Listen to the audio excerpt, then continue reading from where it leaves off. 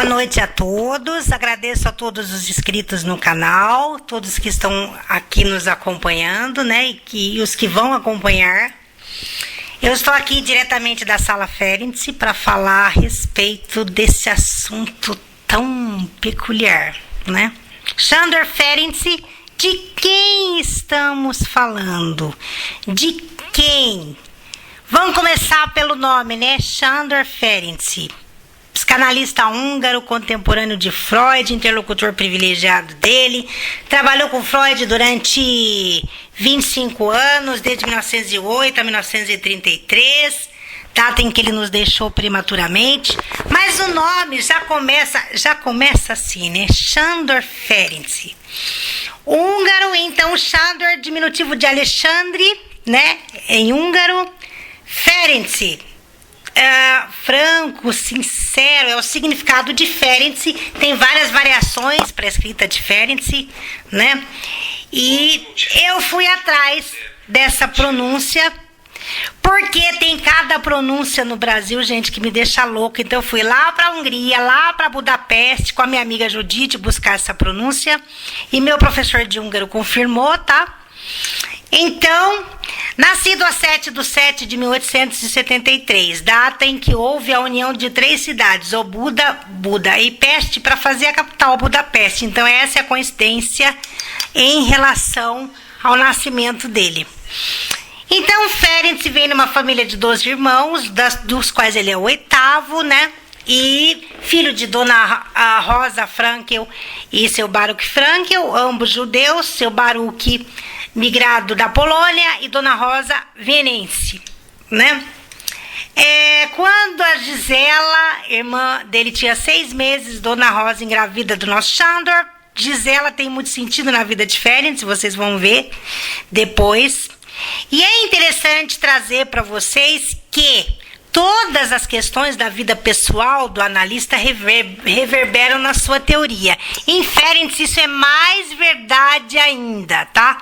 A gente que é analista, vocês que tem muito analista em potencial aqui, tem muita gente aqui que estudando Ferenczi vai se tornar analista com certeza, e ferenciano, não tenho dúvida disso, tá?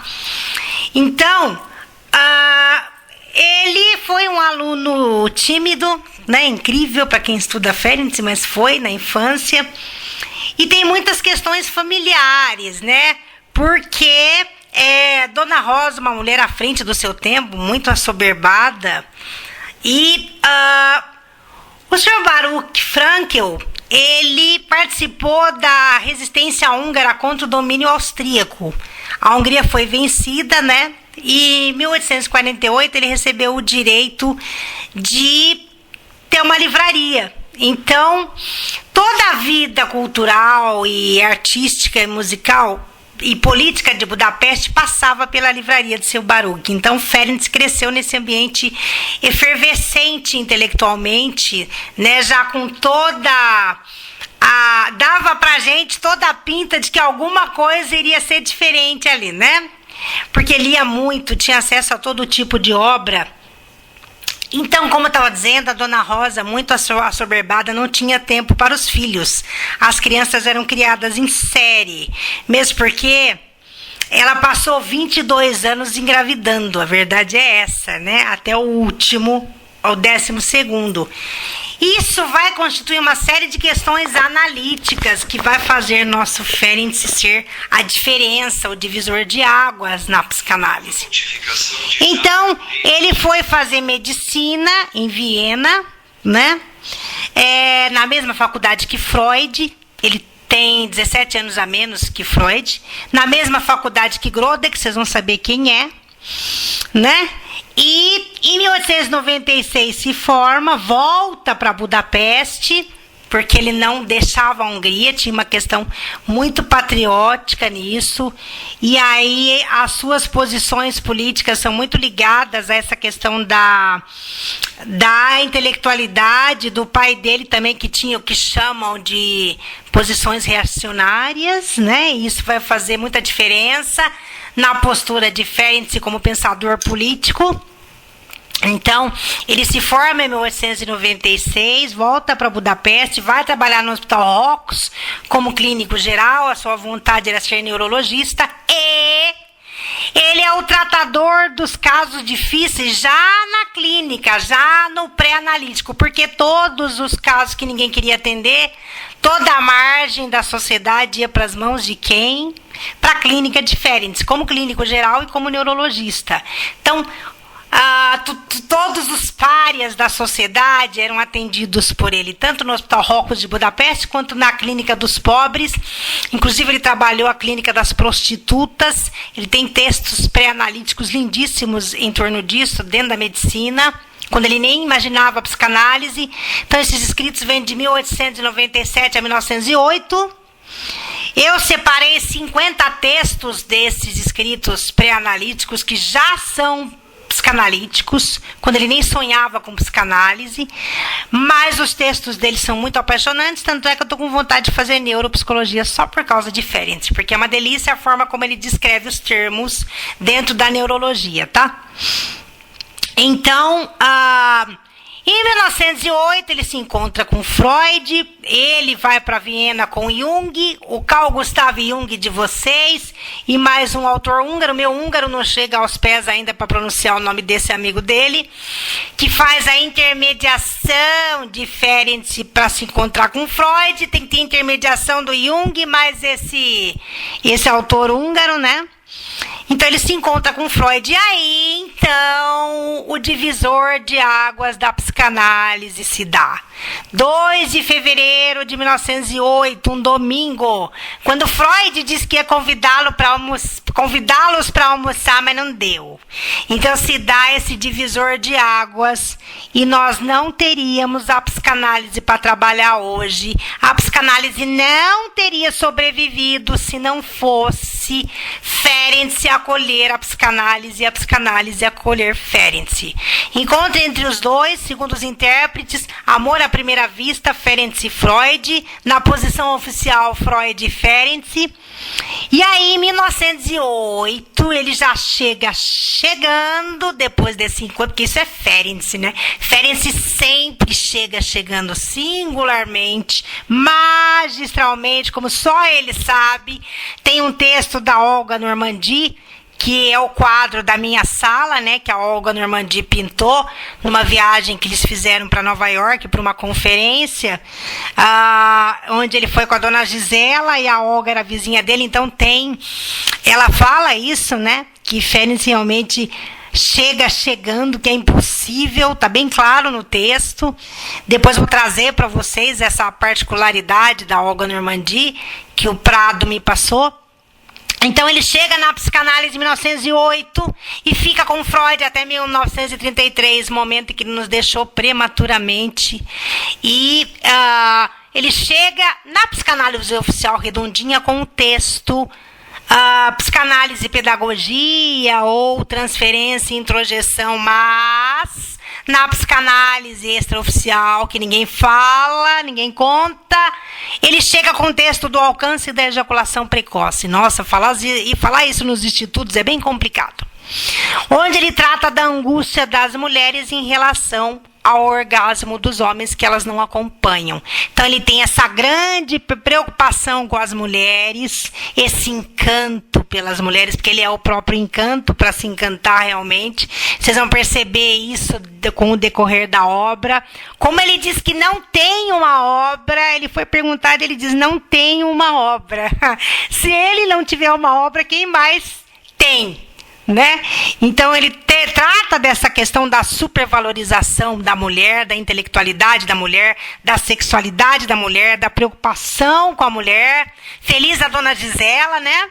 Mas, então, em oposição a Freud, que via a mulher de uma outra forma, então já começa por aí. Então, ele chega em 1908 com esse texto. Em 1919, ele se casa com a dona Gisela. Vou contar essa história para vocês, porque isso tem a ver com a vida pessoal reverbera. E em 1919 também ele rompe com a psicanálise clássica de Freud, porque ele percebe que a técnica de Freud não se confirma na clínica. Nós vamos tratar muito disso aqui. né? E aí começa a Ferenczi realmente a ser Ferenczi, porque de 1908 a 1918 ele foi freudiano demais. Ele se dizia mais freudiano que Freud, assim como eu sou mais ferenciana que o próprio Ferenczi, enquanto interlocutora e pensadora dele, responsável pelo departamento Sándor Ferenczi no IPC.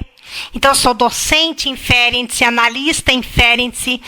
Então, isso faz uma grande diferença, ele ser freudiano demais e deixar de ser, vocês vão perceber isso. E afirmo, eu fiz uma síntese, uma síntese singela aqui da biografia dele, porque nós vamos trabalhar isso junto com a psicanálise, porque Ferenczi na vida e a psicanálise, e na psicanálise é o sentir junto, o sentir dentro, como ele gosta, a questão da empatia. O gosta, vou explicar por quê. Teórico aqui no nosso tempo presente, já que a psicanálise é atemporal, o teórico também é.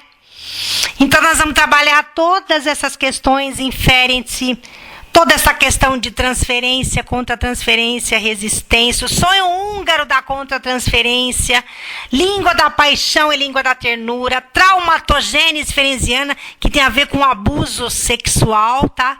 Então, vou trazer todas essas questões da obra dele, que é singular, todas as questões em que ele amplia, justifica, explica a teoria freudiana, sem deixar de olhar para o pai, né? Freud é o pai da psicanálise, mas Ferenczi é o pai da psicanálise moderna, segundo o André Green. E eu não preciso do André Green para dizer isso, porque eu sei que é, porque ele trouxe um materno para a psicanálise, né? Ele mudou toda a questão psicanalítica. Eu vou terminar esse vídeo dizendo o seguinte: se nós temos psicanálise para trabalhar hoje, é porque Sándor Ferenczi chegando na psicanálise, rompendo com a psicanálise clássica de Freud, ampliando a técnica, falando de técnica na clínica e de clínica na técnica. Se hoje nós somos psicanalistas e tem analista que pode cobrar R$10.000 a sessão, se hoje nós temos Winnicott, Bion, Melanie Klein, mas não sei quem, é porque Ferenczi é Ferenczi na psicanálise. E deu a vida pela psicanálise e pela transmissão psicanalítica. Vocês vão entender tudo isso nos vídeos posteriores, tá? Eu peço para vocês, não vou fazer descrição de vídeo por enquanto. Vou fazer esse vídeo com imagem dinâmica e quando tiver alguém para me ajudar, vou fazer vídeo ao vivo. E deixo o meu zap para que vocês me procurem para análise ferenciana pura, em estado puro de Sándor Ferenczi, e para supervisão para os psicanalistas. Meu zap 19 981 10 18 91. Em breve nos falaremos. Beijos para todos. E antes de ir embora, eu vou dizer o seguinte: vou ter uma conversa relaxada, tranquila aqui com vocês, como Ferenczi. Os textos de Ferenczi, ele conversava com a gente. Ele batia papo sobre psicanálise, mas com um rigor científico, com uma disciplina e com uma exigência que só Ferenczi sabe. Se o nome dele é Sándor, o sobrenome é Ferenczi e o outro é exigente. Ferenczi é a própria exigência na psicanálise, o próprio exigente psicanalítico. Ele exige de nós, analistas ferencianos, as competências do analista. Agora eu vou dar beijos mesmo para vocês, manda beijos aqui. E a gente se fala em breve, tá?